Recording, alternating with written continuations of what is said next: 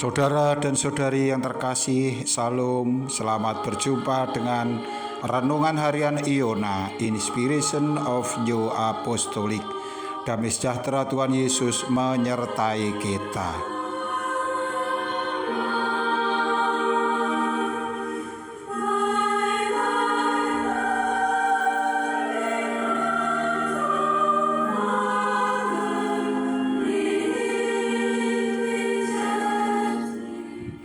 Kita akan membaca firman Tuhan dari kitab 1 Raja-Raja pasal 17 ayat 17 sampai dengan 22. Sesudah itu anak dari perempuan pemilik rumah itu jatuh sakit, dan sakitnya itu sangat keras sampai tidak ada nafasnya lagi.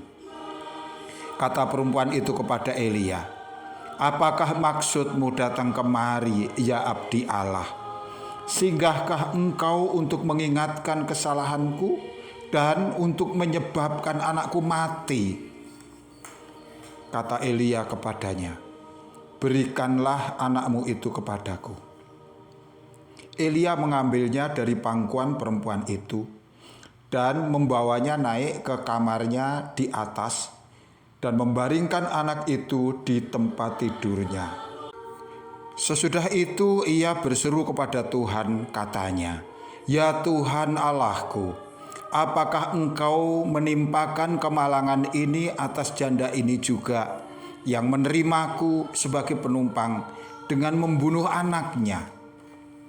Lalu ia mengujurkan badannya di atas anak itu 3 kali dan berseru kepada Tuhan, katanya, "Ya Tuhan Allahku, pulangkanlah kiranya nyawa anak ini ke dalam tubuhnya." Tuhan mendengarkan permintaan Elia itu, dan nyawa anak itu pulang ke dalam tubuhnya, sehingga ia hidup lagi.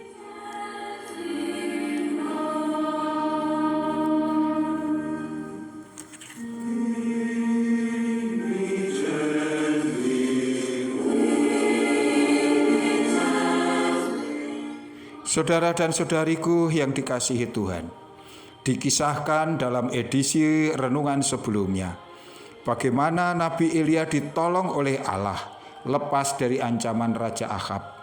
Ia dirawat dengan makanan roti dan daging yang diantar oleh burung-burung gagak atas perintah Allah, dan juga bagaimana mukjizat tepung dan minyak janda Sarfat yang tidak kunjung habis dimakan bertiga selama musim kekeringan. Semua itu memberi pengajaran penting bagi kita bahwa Allah senantiasa ada dalam segala situasi kehidupan manusia yang mau percaya dan teguh mengandalkan Dia. Setelah beberapa waktu lamanya, Nabi Elia hidup menumpang di rumah janda Sarfat, sehingga sekarang di rumah itu ada 3 orang, yaitu Nabi Elia, janda Sarfat, dan anak perempuannya yang masih kecil. Mereka dapat bertahan hidup di masa yang sulit kekeringan yang melanda oleh karena Allah turun tangan merawat mereka.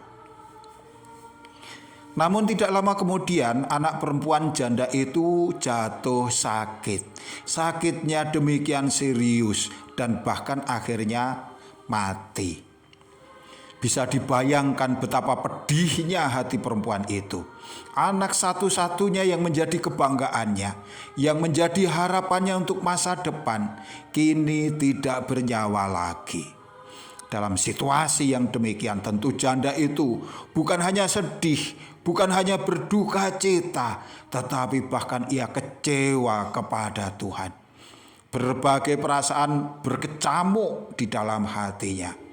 Bukankah ia telah begitu baik menuruti perintah Allah? Bukankah ia telah menunjukkan kepatuhan yang luar biasa kepada Tuhan? Ia dengan segala kerepotan dan resiko ia tanggung demi menjaga persembunyian abdi Allah. Ia memberinya makan dan tumpangan. Tetapi mengapa kini justru Allah menimpakan bencana kepada dirinya? Mengapa kebaikan yang sudah ia lakukan seolah-olah tidak dihargai di hadapan Allah? Bahkan kini Tuhan seperti menjatuhkan hukuman atas ketaatan dan kemenurutannya itu. Dari kata-kata yang disampaikan perempuan itu kepada Nabi Elia tampak sekali kekecewaan, bahkan kejengkelan, kemarahan atas peristiwa kemalangan yang menimpa dirinya. Dia mengatakan dengan sinis, "Apakah maksudmu datang kemari, ya abdi Allah? Singgahkah engkau untuk mengingatkan kesalahanku dan untuk menyebabkan anakku mati?" Ia dengan jengkel, ia dengan kesal menimpahkan segala penderitaan kekecewaannya itu kepada hamba Tuhan, yaitu Nabi Elia. Saudara dan saudari yang kekasih, ada pesan penting pada bagian ini, bahwa meskipun seseorang telah begitu taat dan menurut patuh kepada Tuhan, namun ternyata di sana Tuhan tidak pernah menjanjikan segala sesuatu akan berjalan sesuai dengan keinginan manusia itu, bahwa dia akan baik-baik saja, bahwa dia tidak mungkin akan mengalami kemalangan, sakit, penderitaan, atau bahkan duka cita. Tetapi kita dapat melihat dalam peristiwa ini nantinya Allah memiliki otoritas untuk menyatakan kuasanya dengan berbagai cara, termasuk ketika ia berkehendak suatu ujian ditentukan bagi orang yang percaya kepadanya. Kemudian dari sisi manusia adalah wajar, normal, dan manusiawi. Sebagaimana janda Sarfat itu, bahwa dalam keadaan yang demikian manusia menjadi bingung, jengkel, bahkan marah kepada Tuhan. Orang bisa saja mengungkapkannya itu kepada hambanya. Namun meskipun kata-kata janda itu terkesan sinis dan kejengkelan benar-benar kelihatan dari rangkaian kata-kata yang disampaikan, tetapi kita dapat melihat ia tetap hormat kepada Elia. Ia tetap menghargai abdi Allah itu, sehingga ia tetap menyebut dia sebagai utusan Tuhan. Ia menyebutnya sebagai abdi Allah. Sehingga ini adalah juga sebuah contoh bagi engkau dan saya. Mungkin suatu saat engkau kecewa kepada Tuhan, engkau kesal terhadap situasi sidang jemaat, engkau tidak puas dengan pelayanan para hamba Tuhan. Tetapi jangan sekali-kali engkau tidak hormat kepada mereka. Jangan sekali-kali engkau kemudian menghinakan jabatan mereka. Seorang pemangku jabatan, dia adalah pribadi yang diberi otoritas oleh Allah. Dia bertugas dengan cara menerima kuasa yang berasal dari Allah. Ia dikuduskan, ia diberkati, ia disertai dengan rahmat yang berasal dari Tuhan.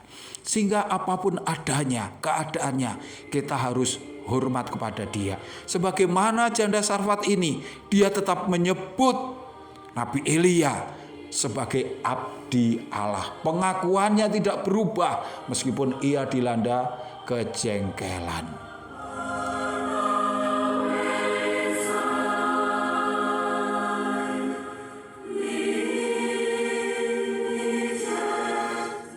Dan di sini juga ada pelajaran penting bagi para hamba Tuhan, bagi para pelayan Allah, khususnya para pemangku jawatan. Bahwa bisa saja umat yang kita gembalakan suatu saat tidak puas dengan pelayanan kita. Bahkan mungkin mereka menjadi kecewa, jengkel, dan mengungkapkannya dengan kata-kata yang sinis. Sebagai hamba, kita bisa mencontoh bagaimana pelayanan Nabi Elia. Ia tidak kemudian menjadi tersinggung, ikut-ikutan emosi, menjadi marah, dan membalas dengan sikap yang keras, melainkan Nabi Elia menyediakan telinganya untuk mendengar. Ia dengan sabar menampung kejengkelan janda itu dan kemudian dengan lapang hati membawa semua permasalahan itu di dalam doa. Dan dari sini kita dapat melihat bagaimana kisah selanjutnya. Pada edisi yang akan datang kita akan tahu bagaimana Allah mengatasi kemelut yang ada. melalui pengabulan doa maupun tindakan-tindakan Allah lainnya. Sebagai hamba-hamba, engkau telah diurapi, engkau dikaruniakan roh yang mampu menanggung dan memikul. Engkau diberikan tenaga untuk bersabar, engkau diberikan telinga yang peka untuk mendengar. Dan di sanalah kata kuncinya, pelayanan kita. Bahwa kita benar-benar dapat memposisikan diri kita sebagai seorang pelayan. Kita bukan pemimpin yang memerintah umat kita. Kita bukan orang yang diutus untuk menghakimi. Tidak, kita adalah hamba. Kita adalah manusia yang rendah di hadapan Dia. Maka kesimpulannya kemudian adalah bahwa dalam kesesakan, kesulitan, permasalahan, duka cita, tekanan, kita manusia boleh saja kecewa, sedih, bahkan jengkel kepada Allah. Tetapi engkau harus sadar, kita adalah ciptaan, kita kecil di hadapan Allah dan engkau dikasihi Tuhan. Tidak seharusnya lah engkau kemudian menjadi tidak hormat kepada para hamba Tuhan, terlebih kepada Allah. Ingatlah, keselamatanmu tergantung kepada kemurahan Allah di dalam para hamba-hambanya. Tuhan memberkatimu. Sampai jumpa. Amin.